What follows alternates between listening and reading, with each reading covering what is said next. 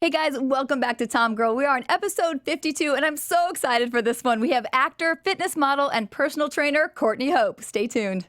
You're tuned in to AfterBuzz TV, the ESPN of TV talk. Now, let the buzz begin. Hey Courtney, thank you so much for joining me today. Of course. Thanks for having me. Yeah, when I was researching you, you were just like the epitome of the TomGirl with everything you do, the acting, the dancing, all of your, personal training. So there's so much we gotta talk about. We're just gonna dive right in on this one. Go, let's do it. All right. Well, let's first talk. You pretty much knew earlier on that acting is what you were just meant to be and wanted to do. Tell us about telling your parents that and making that decision. Yeah, so I grew up dancing, and I just knew at around 3 years old that I wanted to dance and act. That's really what I wanted to do. And I was really into Barney when I was younger, and I had the rocking chair that Kathy had with the bear, and I used to always watch it. And one day I was watching it, and it sounds so silly, but Barney gave Kathy some really good advice on sharing. And I just remember how I felt. And I was like, I want to be that person. Like, I want to be the person that makes people feel through the screen. Because everyone in the world is going through things, and I didn't want them to feel alone, because in that moment I was like, oh my gosh, I totally relate to this. And so I told my parents that's what I wanted to do.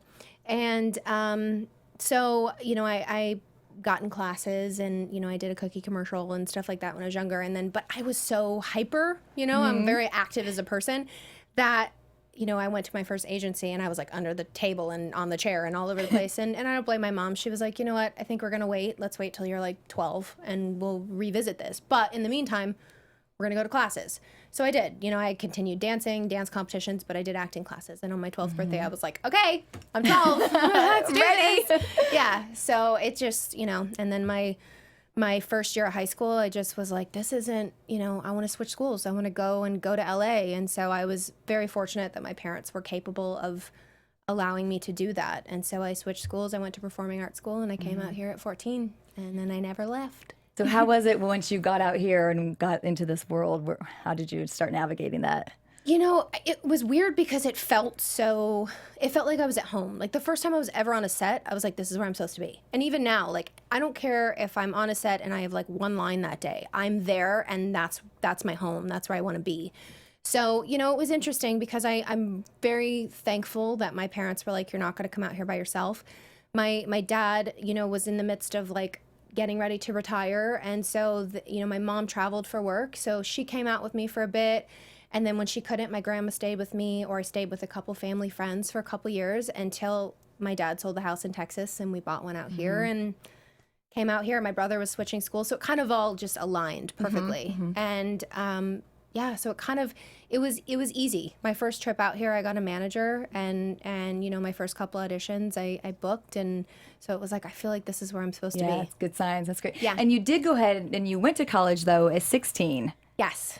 Talk about I started on my 16th birthday, and it was so funny because I was so nervous, but I was so excited, and I'm still a kid, so I drew Sweet 16 on the front of my binder, like in like girly, just, out there creative letters.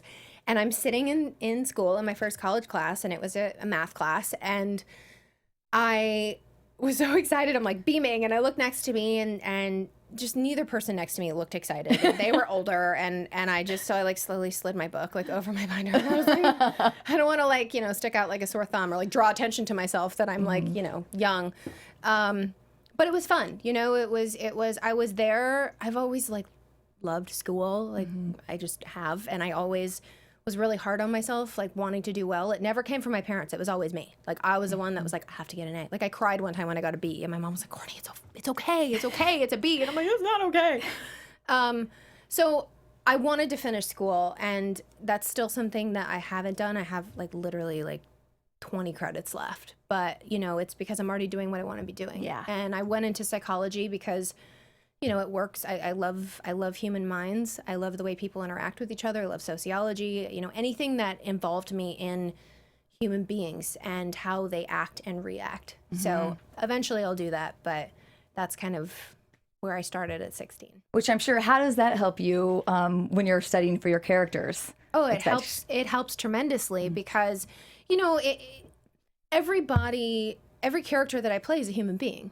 And so it's just a matter of kind of like uncovering and unveiling what this human being is about, what their morals are, what they stand for, what they're fighting for, you know, if they're driven by love or if they're driven by fear, or and the psychology, you know, training that I've had in school, or just the books that I read. Sometimes I just pick one up, like, you know, the psychology of the mind, and I, you know, go through it, and it helps. It does help. And I think just in general, it helps in everyday life, you know, getting to understand people, because there's so many things that people go through. And I feel like, you know, something in society today, it breaks my heart that I don't feel like people really connect with each other. And I feel like that, you know, is something that as actors, we really have the opportunity to do through a screen. We can connect with other people. And like I said, make them feel like they're not alone. For sure. Let's talk about now one of your role right now, Sally Spectra. Yes. Tell me about the auditioning process for that and landing that role. Yeah, so I auditioned for it back in December of 2016, and I'd been out for Bold and the Beautiful a couple times, you know, as I've been out here in the past 14 years, and so when I went in on it, I had just hit this point in my life where I was really enjoying auditioning, which is really rare, but that was my goal. I wanted to get to a point where I was enjoying just playing that character, even if it was for like 5 minutes in an audition. I didn't care. I didn't have to wait to get the role to play the part, I guess. So that audition process was really different for me, because I feel like I peaked. You know, I'd hit this pivotal moment where I was like, I'm going to go enjoy this. And I did. And so each time I went back, you know, and then eventually when I tested, it was, I remember going in, watching all the other girls go in for the test, and I was like praying for them as they were going in, because I know what it was like to have those nerves. And I just wanted everyone to do, I mean, these were girls, majority of them were redheads, people that I compete with on a regular basis that I knew. Some of them were friends of mine. And I'm like, I just want everyone to do a really great job. And so I just went in and had fun, and I did. And I'm happy that, you know, I feel like they told me this. And even, you know, Pearson, who played Thomas on the show, who I tested with, he said, like, when you came in, it was different. Like, you said hi to everybody, and you were like there.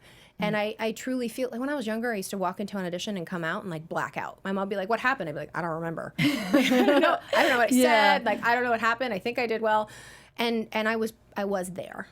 So it was different in that sense. And then when I got the role, it was like, you know, I had especially the year prior, there were so many like, it's you and one more person. It's you and another person. So I honestly had kind of, I don't want to say forgotten about it, but like I had in a way, you know, because it was like whatever happens, happens. And I happened to be in Atlanta with two of my best friends and my boyfriend, and I got the call. And it was like, I just remember like, it was cool. And it was also cool because I got the news when I was with my boyfriend who was on another soap. And so it was like kind of cool to like have that moment of like, oh my gosh, like we're in the same world, you know, and his support was awesome. So we might have sitting on the couch in here. Yes. In case you want to say hi. Yes. I'm not just saying that because he's here. It's really true. And then I called my parents, and it was a really cool, you know, because they've been through this with me and my younger brother since I came out here. I mean, they literally moved out here for me. And so to have that moment, and like my brother was so cute. He was like, I was praying with the Bible and like all this stuff. And like, you know, he's spiritual, but to have him say that, and and my parents, like, it just was a cool moment to share with everyone, like, we did it. Yeah, you know? Yeah. Everybody celebrate. Yeah. How excited for her were you when you did this? I was very excited. You know, that's again, it was. Yeah. Good? Okay. Yep, you're so good. No, there was, I was too, because this industry is very unpredictable, and you can go through very like long slumps down, and you know, you're up and you're down, you're up and down, and Courtney, she's done a lot in her past, but at that time, you know, there was so much, what would you call it, inward, Like a struggle. well, in a big, getting so close to everything, close to everything. Yeah. And then, so just to having that breakthrough, because, you know, it was just like so relieving for everybody, her family, for me, obviously for her. So it was such a release of just happiness and joy, and it was very well deserved. And yeah, I was very, very proud of her. Yeah. Can you talk about, because everybody hears all the good stuff, obviously, they Right. think acting is so great and you're a celebrity, you're here, there. But how did you have the faith to, like, when you keep getting the no's or the doors in your faces, to be like, keep going out there and get to that point where you're like, I am going to have fun with this. I'm going to enjoy it. Can you talk a little bit of that process of how you got there? Yeah. I mean, I feel like it was just constant, first off, like I said, this is what I wanted to do since I was 3. So I knew that one way or another it was going to happen. I didn't know when.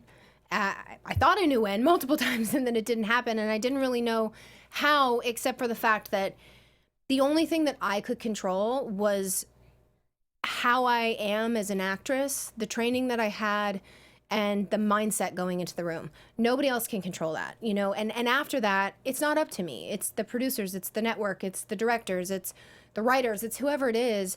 So I just really tried to get to a point where I focused on the fact that I knew that character inside and out from what I saw that character to be and as dictated by the writer. Mm-hmm. And then from there, just find the happiness in enjoying what I love to do, which is acting. And then from there, and it wasn't easy, there was plenty of times, I know my parents say all the time, I remember the nights I'd cry, I'd get close to something and I just wanted it so bad. Mm-hmm. Or I'd pray to God, I'm ready. And I was like, is he not hearing me? And then I realized I am ready. And I was going through the process, and to be honest with you, I'm glad that it took me up to this point because I'm so grateful and thankful, and I know who I am as a person outside of the acting industry now, because, I was going through that too. I came out here at 14, so I basically was growing up at the same time, as starting my professional career, mm-hmm. which, I was toying with wanting to be a teenager and a young adult and being professional. So I'm really happy that it happened when it did.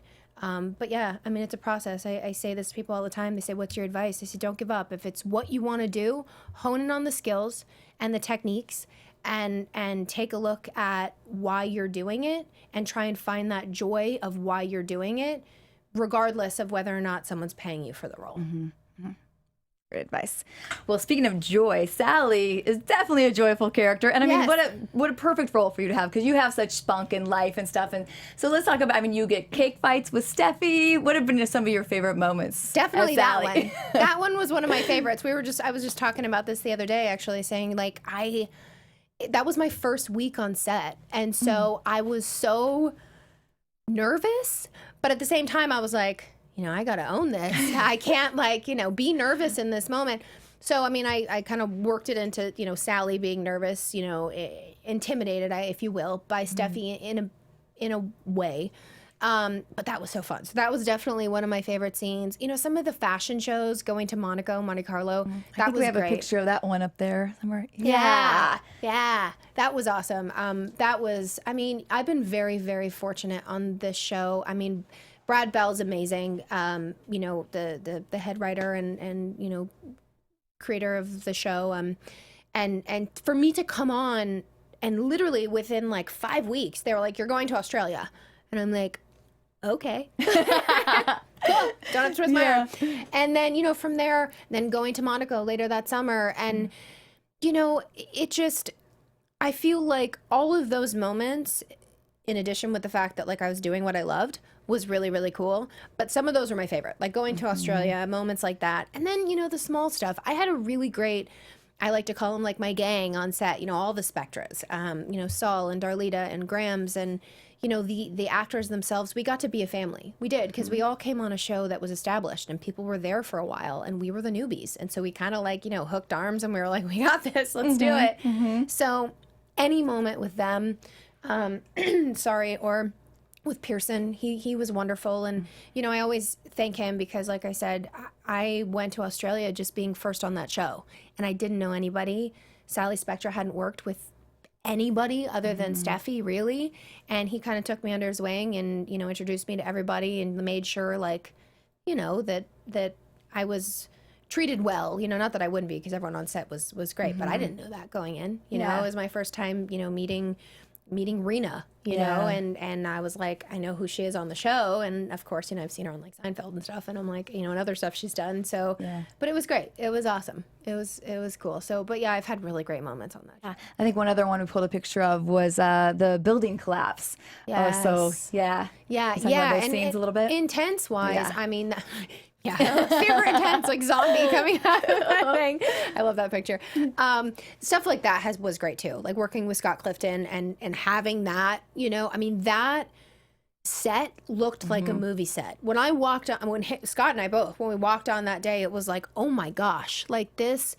I was really proud of I mean, the art department just killed it, you know, and the director, Anthony, shot that episode, and he, I mean, he was great, and Dean, you know, it was like, it just, everybody's a collective whole was like on, and it was cool for me because I've done a lot of movies in primetime, and so when I walked on that set, it was like, oh wow, like this is legit. This is really, no, nothing against, you know, soaps, but it just, the timing and how quick things move, I just didn't really expect something to be that extravagant. Right, yeah, it's hard because with the, like you said, so many episodes that you guys have to shoot, and then the budgets and things. Yeah, it's like prime time. If they have 12 episodes, can really throw a lot into a single. Exactly. Yeah, so that was fantastic. Yeah, that was cool, and those were great. I mean, even though they were like hard for Sally, I love playing that stuff. You know, I like playing those, you know, the hills and definitely the valleys too. I think it flushes out any character. If you could write her future storylines, what kinds of things would you like to see Sally do? You know, I would love her to be involved more with Steffi again. I love Jackie and Sally and Steffi together. They just were like, it was so fun. Like they just had so much sass and so much, they're both very strong characters, and it was fun to watch them together, and they both also are like fabulous in their own right. And I think that as Bold and Beautiful goes is like the epitome of like fashion and catfight and all that stuff. So I would love to see that, and just, you know, I don't know, dive. I always say like dive a little bit more into Sally's past. You know, like I've kind of like hinted at like my parents and stuff like that, but nothing ever really, you know, in depth. And I think it could be interesting. I think it could bring a whole nother layer to Sally that, you know, I know the fans sometimes ask about, and I would love to be able to see what happens with that. But you know, we'll see. You never know. Speaking of fans asking, since we tweeted out today, we do have a question from a fan here. So Erlen G. Lewis asks, what is your favorite thing about Sally? Oh, there's so many things that I love. You know, I love her tenacity. I feel like the thing about Sally is she never gets too close to rock bottom spiritually, and I don't mean like God spiritually. I just mean like she's literally hit rock bottom, like literally physically hit rock bottom. The building collapsed on her, like rocks everywhere. She hit the bottom, and you know, and then being, you know, dumped so many times from, you know, Thomas, and getting her heart broken. And when she came on the scene, you know, she was like, I don't want anything to do with a man, and therefore she was really vulnerable because she was naive and opened her heart really quickly and got it started. It was like her, you know, I always say like everyone has their first heartbreak, and I really think that was Sally's. But even at that, like, and I think I can relate to her on this level. Like acting's always been my thing that I've known I wanted to do, that I will do no matter what. And that's what fashion is for Sally. And so I feel like regardless of what's going on, she always has that little spark, even if it's so tiny that, you know, to the naked eye, you couldn't see it, she can feel it. It's there. And I think that's something that I love about Sally, is that, you know, she's not one to, you know, she's been self-deprecating here and there, you know, even things she says about herself, but it's never too much to where she breaks her own stride. And I love that. Very true. And she makes very bold fashion choices, and in her designs, how fun is the wardrobe? Oh, it's amazing. I remember my first time seeing the wardrobe, I thought they were joking. Like I walked in and I was like, haha, funny, where's the wardrobe? Like, no, that's it. I'm like, oh, okay. And now it's changed a bit, you know, when she's gone through so much, it's become a little bit edgier, which I love because it's totally more my style. But I enjoyed it, because it forced me also to look at my own personal wardrobe and go, you know what, I need to add some color to it, because I was like all like blacks and grays and dark colors, dark blues, dark greens. And even though I still do that, obviously, I have moments where I feel a little bit, you know, more confident to wear, you know, a yellow or a pink, because I always, you know, with my red hair, I was like, oh, I can't wear pink, but they put me in so many pinks, and I was like, I actually really like that. So it was fun. It was cool. I think she definitely stood out from the other characters of the show, which, you know, matched her personality. Yeah, for sure. All right, let's talk about some of your previous acting. So you've done like over 40 commercials, other television shows, movies. One thing I want to talk about is you did commercial with the Muppets. Yes. Yeah. Yeah, that was a lot of fun. It was for Will Rogers Institute, and it aired on TV, but it also aired before the movies. And that was so fun because, you know, I grew up, my mom loves pigs and she loved Miss Piggy. And so I took her on set with me and it was fun to act with Miss Piggy and Kermit the Frog and Gonzo and, you know, Fozzie Bear. And those were like my characters that I got to act with. And it just was cool. It was cool. Sorry, losing my voice. Jeez. It was cool to see them for myself because I grew up watching them, but also to like watch my mom kind of like watch them too and watch how it was done. You know, I mean, the guy that played Kermit the Frog obviously wasn't the original Kermit the Frog, but it was like he sounded the same. His last name I think was Henson, and I don't think he's related if I remember that correctly. But I was young. But I just remember like talking to him for the longest time and being like, you know, he's like riding around on, I won't ruin it, the surprise for everybody. It just was cool watching how it happened, you know, that was, to be honest with you, one of the most fun commercials because they also made it fun on set too. Like as I was like writing, there's a scene where I'm like writing my homework and Gonzo and Fozzie were like joking, going back and forth, like trying to be like, she's mine, no, she's mine, no, she's like, well, I'm gonna take her to the school formal and I'm gonna do this, and they were like fighting over me, like joking, fighting over me, and it just was funny to like watch. I'm like, oh, this is cool. Like, can I just have you guys follow me around everywhere? And so that was a lot of fun. Yep. And you have a film, well, you were in a film called Displacement. Yeah. Right, and it's gonna be out again in Vegas coming up. Yes. Can you talk about so that? There's an encore performance, encore screening, I guess I should say, in Vegas on August 19th. And it's at the Palms Hotel and the Action on Film Festival. And that film I shot years ago, and it took like 2 years to film.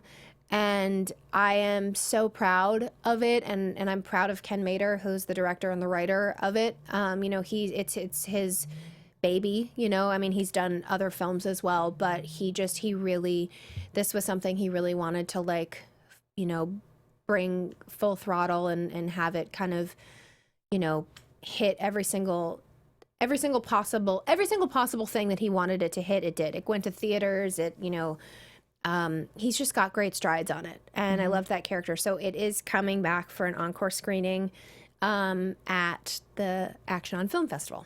Can you talk about that role a little bit more? I think it's about you can make, if you would have made different choices in your lives and things like that. Yeah. So it's like basically, if you could change the past, would you? Like, if you could go back in time and change what happened, would you do that? And I play Cassie Sinclair, and I am a quantum physicist, and my mother is sick. And it's like, you know, all these things happen where, you know, people around me are dying and getting sick, and I was so focused on my work that, you know, as a lot of people do in life, they're focused on what they're doing, and you don't realize, it's not that she was a bad person, but it's like you just get so focused and you don't realize that there are moments to be capitalized on with the people around you. And if you could go back and change it, would you? So I just thought, you know, the symbolism of the film in general was something that I was really, really drawn to. In addition to the fact that, like, I love Einstein, and I've always been obsessed with Einstein. And so, you know, when he sent me the script, and, you know, they call me Einstein in the script, and there was so many, like, you know, physics questions and physics, you know, lingo in there that it was like, I tried to, you know, do my best to literally learn everything that I was saying and know what it meant. And I mean, physics is hard. Like, I have to say that physics is hard.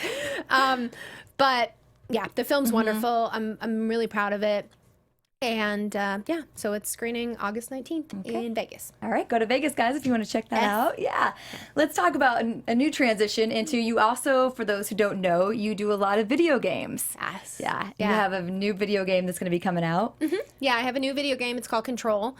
And it's by the same creators I did Quantum Break a couple years ago, and it's the same company that created that, and it's a third-person paranormal action-adventure game, and it ties in, you know, the traditional gunplay with paranormal,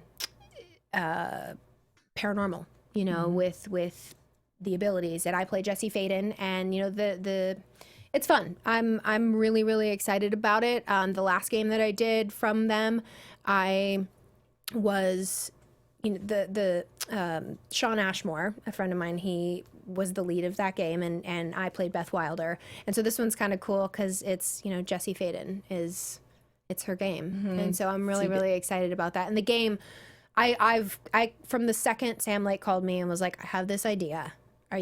What do you think of it? And it's totally up my alley, you know, especially with, you know, I love action, adventure, and thriller, and you know, supernatural and all that stuff. So I'm excited to see what everyone thinks of it, because I'm definitely excited about it.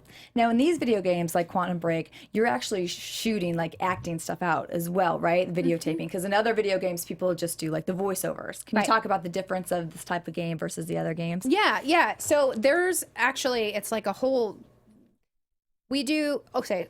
In Quantum Break, I'll use for example, we shot in a volume. So it's basically this big white room with like tennis balls that it's like, that's the bridge, that's the doorway. And so we're like imagining it, and eventually it gets rendered and we can see it like on the screens of what it looks like. And so we shoot it that way. And then in that one in particular, we had head cams as opposed to the dots on our face. And so they shot our face, and then the company is over in Finland. So we would go to Finland, and then they would scan our eyes. And so we would do stuff like just our eyes, and then we would do just our voiceover. So it was like almost like every scene we did almost like 4 or 5 times, in a sense, because they want to capture every single element of your body and your face and your movement and your voice. So that's different than, you know, on camera, because it all goes at once, and maybe you have to do ADR, you know, if there was a noise or something in front of your voice. So it was different. It was my first time really like going through the full experience of the game, and I love it. I love it. I like don't want to leave that world ever. Like I'm like, you know, after this game, it's like I want to find other games, and it's just... And not only that, the people of the video game world are just so cool. I was gonna say rad, and I'm gonna say it. They're so rad. Like they really are. They're just good people. They're down to earth people. And not saying that like our industry's not, but it's just different. You know, I mean, these are people that they're gamers, and so I love the world. And Remedy's amazing. Sam Lake is great, and I've really, really enjoyed being a part of their team. So I'm really excited for this game to come out. Well, I love the characters because you get so many just like badass women characters in these video games that are coming out, which I think is just fantastic. Yeah. So. Yeah, it's cool. It's a cool new transition, and I'm excited to be a part of it. You know, as a female, and I always like playing like the badass roles. I always like playing, I mean, honestly, truthfully, before I booked Bold and the Beautiful, well, I can't really say that because even now I'm using guns on the show, but it was like I was always like in the army, or, you know, had something to do that was like edgier or more military based, and I don't know, just anything that was more gritty and like, you know, being a tomboy or tomgirl, I should say. Yeah, so it just all kind of flowed together. More sport. I'm a more sporty person anyway, so it's in my wheelhouse, up my alley. Let's transition to that sports side of you, because just you have, amazing story with this too. Let's talk about some of your. I mean, you do piloxing, kickboxing, yoga. Tell us all about some of the things that you do, what you like to do fitness-wise. Yeah, so all of that I think stemmed from my dancing growing up. I mean, I love being active. In fact, I actually can't not be active. Like, I can't sit still for more than, I mean, even now, like, you'll see me, like, shifting around. Like, I just can't. It's not like an ADD thing. It's like my body literally will stiffen. I'm like, okay, I have to move. So through that, I just fell in love with, to be honest with you, a lot of it also has to do with storytelling, because acting-wise, I love telling stories, but I also love telling stories through movement and through body, and I always have. And I feel like even in a boxing class, you're telling a story. In a Pilates class, you're telling a story. And I always like to say when I'm teaching, like, what story are you telling? What is it that you want to say? You know, if you're doing a tendu and pointing your toe, like, you know, there's a, you know, and you come in so sharply, it's like there's a period at the end of, it's a ballet move, by the way. There's like a period at the end of each sentence, and like there's a story that you're telling with everything that you say. And it's about body awareness. And so I feel like all of my fitness stuff, it's really been for me to learn about my own body, because it's mine, it's not anybody else's, and I want to know how it works. I want to know what it likes, what it doesn't like, and it's different. It's a constant, journey, because as I get older, what I did when I was 8, tumbling and doing back bends and like, kicking to the moon, it was like my leg, I have to be conscious of what muscles I'm using to do that now, because I am getting older. And so I use it as, whether I'm teaching or whether I'm doing it by myself, that's kind of, I'm always looking at my body and going, what muscles am I using? How am I breathing? What am I thinking? Because that has a huge, I see people all the time that work out and they're thinking about all the stressful things that they have to do during their day, or they're actually going like, as they're like kicking their leg up or lifting a weight, like, I can't do this. And, your poor muscle is like really trying to do it and your mind's telling it that it can't. Like, that's not really nice to your body, So it's been a learning process for me, so I can see what I'm doing, so I can better help train and hopefully inspire and motivate other people to do that too. Because I just all about like, just be nice to yourself. Yeah. Treat yourself. Just be nice. Yeah. And then what kind of group classes do you teach? So I teach, sorry. No, you go ahead. No, sorry. I teach cardio sure. bar. Yes, I teach cardio bar. I am going on 7.5 years teaching at cardio bar. I fell in love with it. In fact, I started when I was 17 and I was taking like 2 classes a day for like 5 or 6 days a week. And this is when I lived at home, and my dad was nice to like, pay for it. And eventually he was like, I gotta be honest, like, you better get a job there, because I'm paying for this. So, and I did. And it honestly was one of the best things, definitely, that I've done, that I've accomplished, that I've completed, But I do that. I teach, I'm certified in piloxing as well, which I love because I love boxing. And Vivica, she owns the piloxing, she created it, and she's amazing. And Pilates, I got trained through there as well, rehabilitative Pilates. And so those are the things that I do as far as like my group certifications go. And then I think our next photo, you do you do some apparel, work for an apparel company doing Yeah, too? so Catherine Kelly Lang on our show, she plays Brooke. She is, a triathlete. She's done so many Ironmans. I mean, big ones, yeah. Yes, she's a beast, a classy beast, I want to say, because she's the epitome of class. That's her clothing line.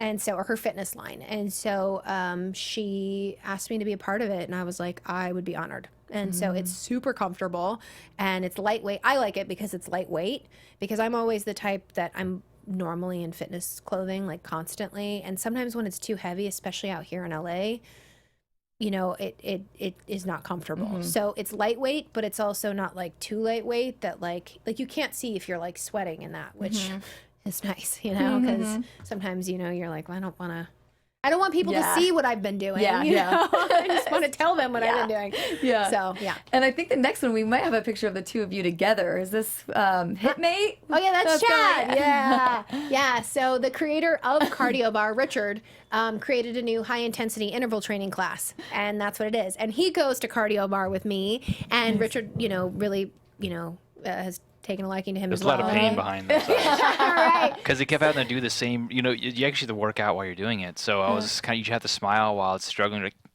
It was one of his, it's like a painful it was one of his smile. first fitness modeling experiences, I think is what he's trying to say. It was. Yeah, it and was. so, so I was like, welcome. Yeah. He did well, though. I was so happy. I love doing stuff with him, I mean, he's great and wonderful, and I'm proud of him, too. And I'm proud to be his girlfriend. So I It's was great like, you guys come. can support each other on that stuff. Yeah. Thank you. Well, you look like you're both enjoying it immensely. That's very good job acting. Thank you. Yes. Yeah, over and over again. They're like, only 4 more.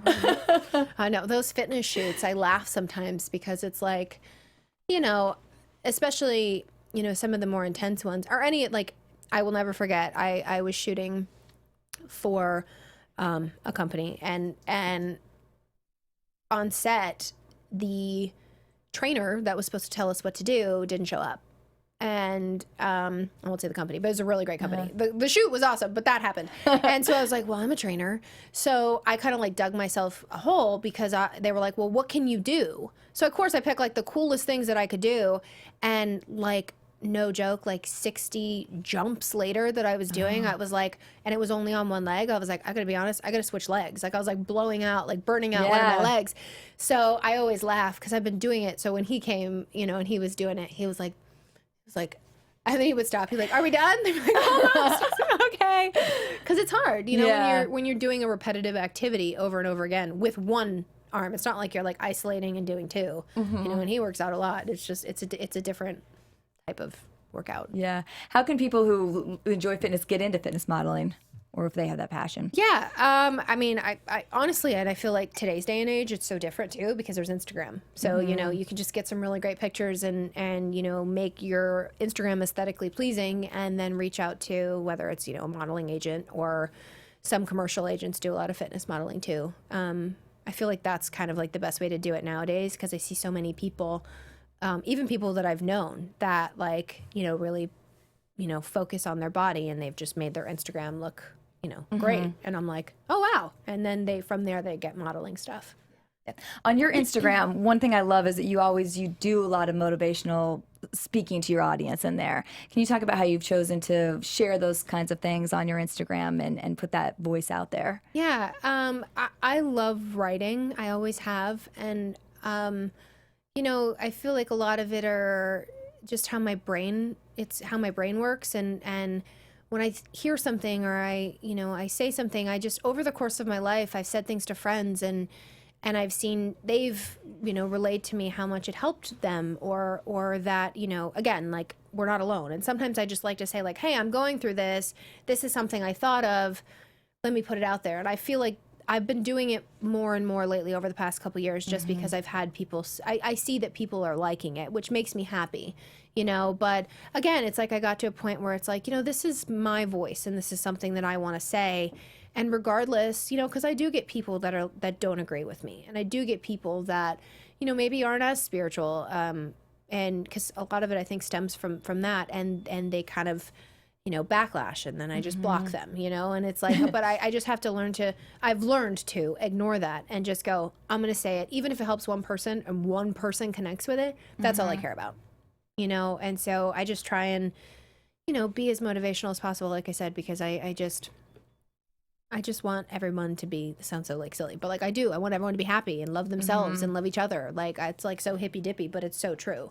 Yeah. So if I can share a little piece of that, I would like to. Yeah. Well, you are. Oh, good.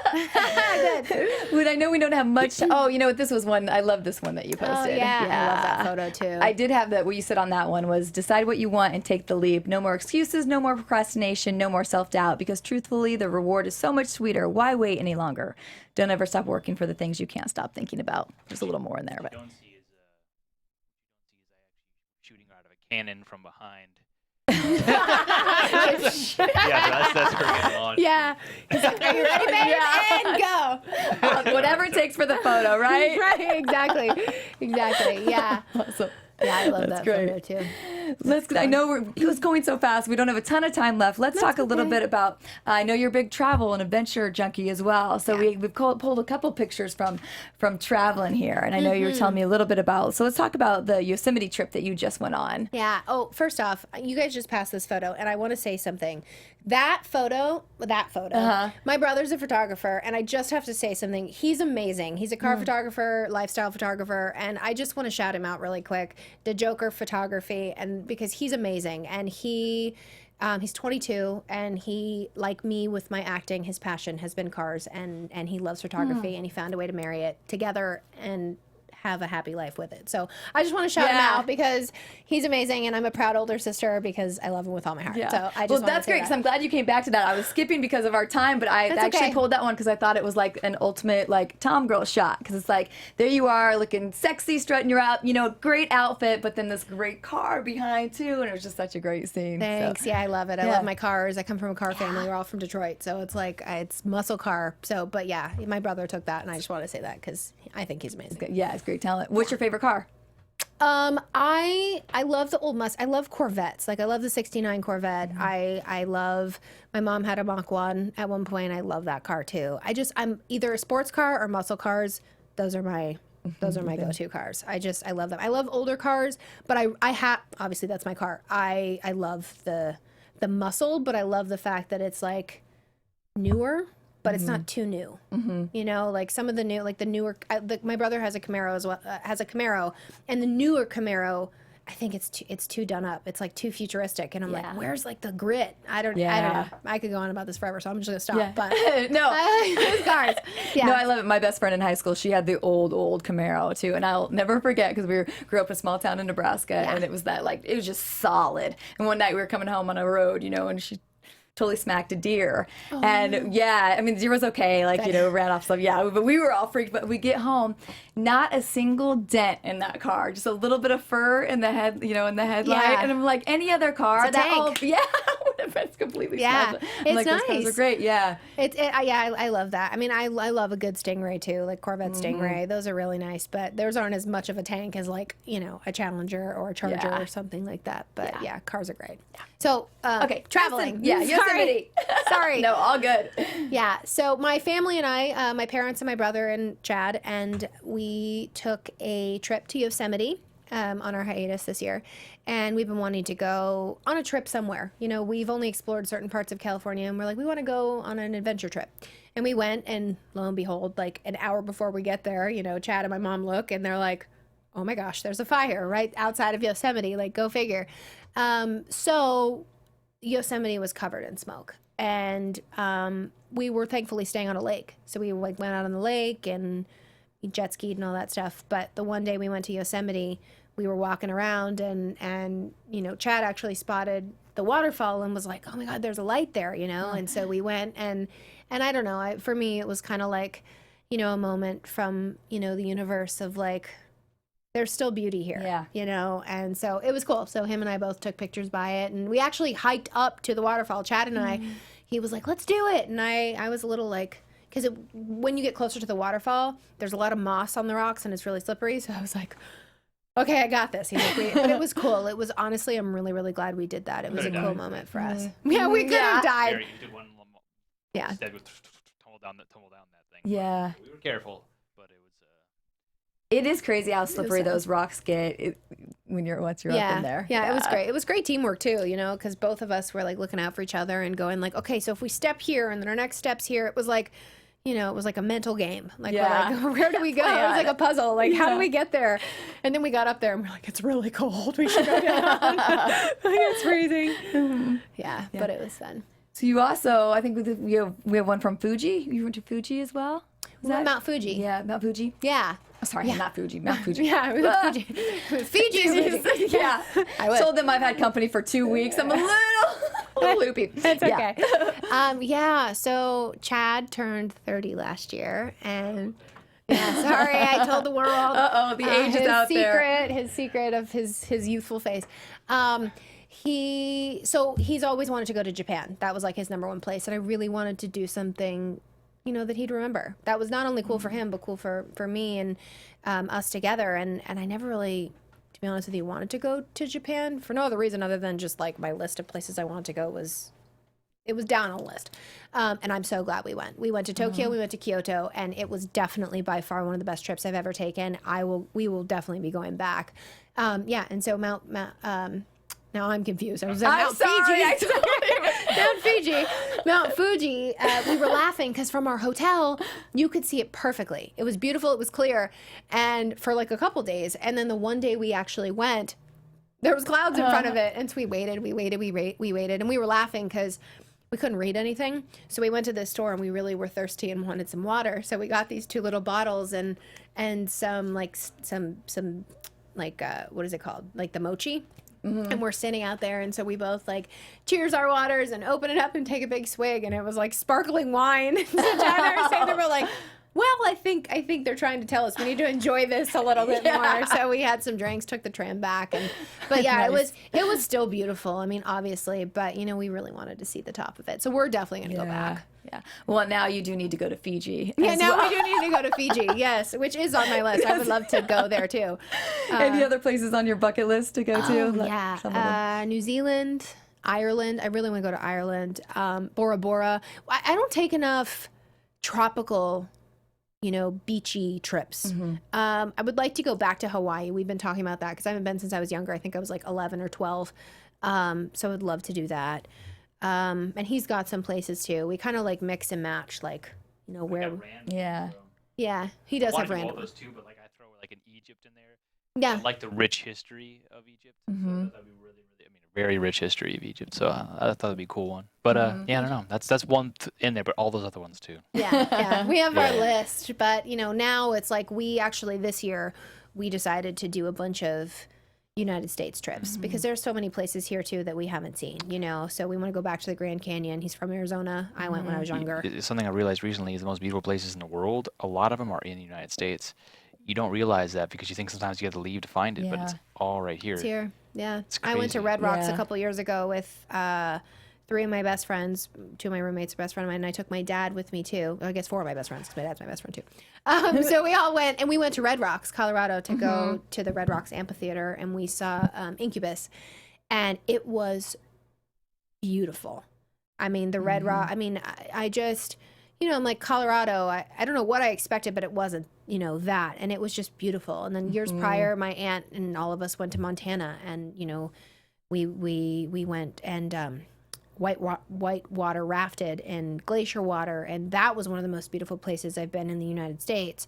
So it is interesting. Like I never thought like, oh, we'll go to right outside Kalispell, Montana, and it's like, I remembered that from like, school and like learning the states, but then it like trickled out of my brain. So we've been kind of exploring. We've been watching a lot of those documentaries that are like, go here, go there. We're like, H1, we have to go there. No, we have to go there first. Yeah. And it's like, I know there's just not enough time.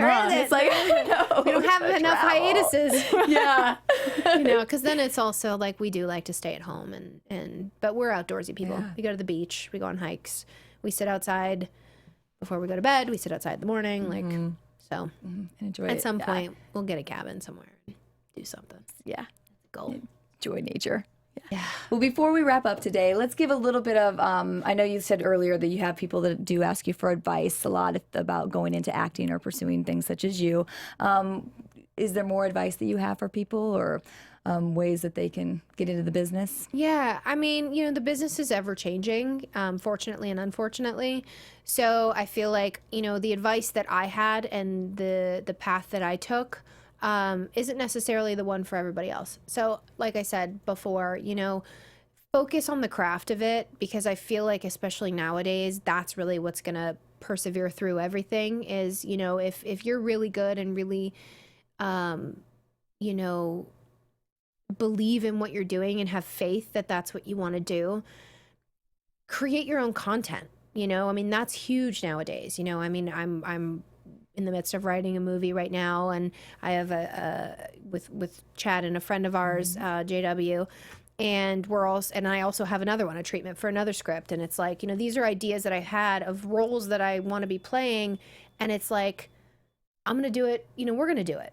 So I think it's a mix of, like I said, continuing, go to classes, network with as many people as you can, and then create your own stuff. And the most important thing, like, never forget who you are. Never sell yourself out. That's the one thing that I always say, like, this industry will chew you up and spit you out 10,000 times, and it's just a matter of learning to go like, okay, I'm not going to forget who I am. I'm not going to let that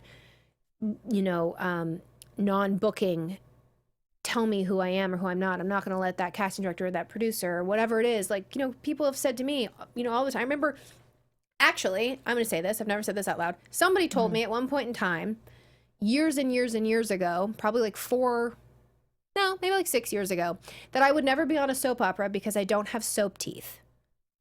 Like, what is that? First off. Second off, no, my teeth aren't completely straight, but they're fine. I'm like pointing out, like, here, look at my teeth. Teeth are fantastic. But it's like, I'm on a soap now. Yeah. But I will not lie that when they told me that, it was after a soap audition. And I'm not going to say it wasn't what I'm on now, but it was after a soap audition. And they had told that to my manager. And it affected me for probably a good 6 months until my dad was finally like, Courtney, like, if you don't get a role because of your teeth, like, you don't want you don't want to be there anyway, And now it's like, I joke because I'm like, haha, I just want to be like, I'm on a soap. Like, and I still have my teeth. Yeah. So my point is like, people will say things to you, and it's hard not to take it to heart because you want the job and you want to do what you love to do, but it's not worth, you know, dumbing yourself down or belittling yourself or, you know, just treating yourself terribly to get there, because it will happen, and the right people will appreciate you, you know, when you honor yourself. And if they don't appreciate you, then you don't need to be there anyway, or in that situation. So that's my advice. All right, last question. What are your like five-year goals? And everything? No, just like everything. That's Go. a lot. You have 2 minutes. Let me pull up my vision board in my head. I have a vision board. I was gonna ask that too. I figured you probably did. You're very goal oriented. Yeah, and it's compartmentalized into like, you know, personal. You know, I think the biggest thing for me, I think rounded out, is to, you know, maintain a healthy lifestyle. You know, and that for me is a healthy lifestyle with my family. You know, I'm really close with my family, connecting with them, you know, my uncles, my aunts, my cousins, my parents, my brothers and sister, and making sure that for me, that's my roots. And you know, Chad, he's a part of my family as well, and my dogs, you know, I mean, that for me. And your dog is Stevie Nicks, right? Yeah. I love that. Yes, I love Fleetwood Mac. But that's my main thing, is just keeping a healthy lifestyle. And then first and foremost, for myself, you know, physically and emotionally, keeping in touch with my spirituality, with my body's health. And that just doesn't mean, you know, pounding it out, making sure that it's physically fit, but also, you know, I take the time to get massages and all those things. And then career-wise, you know, just anywhere where I could be telling a great story that means something to me, that I feel like is impacting the world in a positive way. I think that would be kind of like the basis of what my goals are in the next 5 years, and honestly for the rest of my life. So yeah. Those sound fantastic. Yeah, thanks. Yeah. Well, thank you so much for coming. It just was such a pleasure. And yeah, you just, like I said before, you are just the ultimate TomGirl. So it's been so fun having you here today. Yeah, this was awesome. Thanks for having me. Yeah. And thanks for coming too, Chad. Yes. Of course, thank you. All right, that's it for tonight, guys. We'll see you here again next week. Have a great week. Bye. I go, bye. From executive producers Maria Menounos, Keven Undergaro, Phil Svitek, and the entire AfterBuzz TV staff, we would like to thank you for listening to the AfterBuzz TV network. To watch or listen to other after shows and post comments or questions, be sure to visit AfterBuzzTV.com. I'm Sir Richard Wentworth, and this has been a presentation of AfterBuzz TV. From executive producers Maria Menounos, Keven Undergaro,